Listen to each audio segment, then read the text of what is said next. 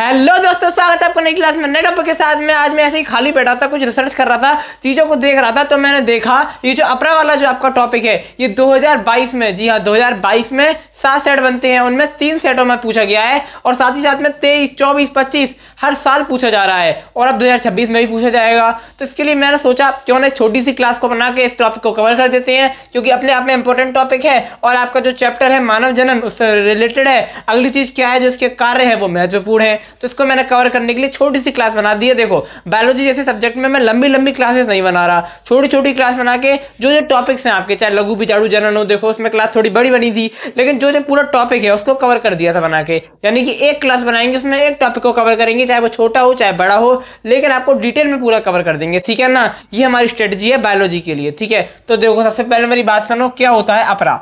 देखो आप अपरा को जानने से पहले आपको पता होना चाहिए भ्रूण क्या होता है। तो बिल्कुल आम भाषा में समझो, क्या समझो कि जो बच्चा होता है, बच्चा बनने से पहले की जो स्टेज होती है उसे भ्रूण कहते हैं। क्या बच्चा बनने से पहले क्या होता है, वो भ्रूण होता है, ठीक है ना। उसके बाद वो बच्चा होता है, ठीक है।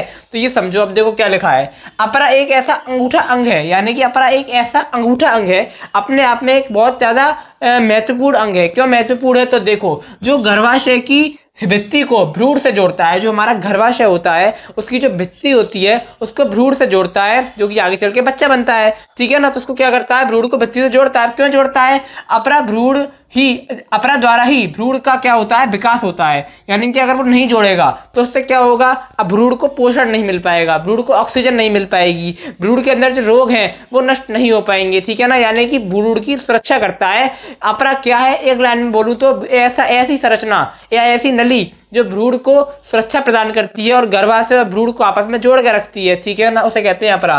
तथा अपरा द्वारा ही भोजन भी भ्रूण तक इसी से जाता है। यानी कि जो भोजन होता है वो भ्रूण तक कैसे पहुंचेगा, अपरा के माध्यम से पहुंचता है, ठीक है ना। तो ये चीजें होती हैं। देखो उसके कार्य क्या क्या होते हैं। अपरा को हम लोग प्लेसेंटा भी कहते हैं, कभी कभार प्लेसेंटा के नाम से भी पूछा गया है। मतलब मैं रिसर्च कर रहा था, ऐसी चीजों को देख रहा था, ऐसी आंसर पढ़ रहा था, तो देखा 3 बार, मतलब 2022 में 3 सेटों में पूछा गया है। तो इसलिए मैंने सोचा इंपॉर्टेंट टॉपिक है, जल्दी से कवर कर देते हैं, ठीक है। तो मैंने आज सोचा इसी के ऊपर वीडियो बना देते हैं। तो देखो ये होता है, और इसके कार्य क्या है, तो यह श्वसन में सहायता प्रदान करता है, ठीक है। ये उत्सर्जन में भी सहायता प्रदान करता है, ये भ्रूण के विकास में भी सहायता करता है। अब देखो श्वसन में कर रहा है, उत्सर्जन में कर रहा है, तो भ्रूण के विकास में भी सहायता प्रदान करेगा। अगली चीज महत्वपूर्ण चीज है, भ्रूण को पोषण देता है। कुल मिला के भ्रूण का खाना पीना, यानी कि मतलब उसको पोषण प्रदान करता है, ठीक है। जो फायदेमंद चीजें हैं वो उस तक पहुंचाता है और जो उसके लिए नुकसानदायक चीजें हैं उनका उत्सर्जन करता है, रोगों से रक्षा करता है। ये चीज आप ऐड कर सकते हो उसमें, ठीक है। ये चीजें होती हैं। तो आशा करता हूँ कि आपको समझ में आ गया होगा। छोटा सा टॉपिक है, इंपॉर्टेंट टॉपिक है, बार बार पूछे जाने वाला टॉपिक है, इसलिए मैंने छोटी सी क्लास के अंदर कवर कर दिया है। क्या पता ये अकेली क्लास ही आपके पूरे अच्छा अपरे वाले टॉपिक के नंबर पक्के कर दे, क्योंकि अपरा पेपर में आ जाता है, ठीक है। तो आशा करता हूँ कि आपको समझ में आ गया होगा। अब मैं आपको मिलूंगा एक और नई क्लास में नए टॉपिक के साथ में, तब तक के लिए जय हिंद जय भारत।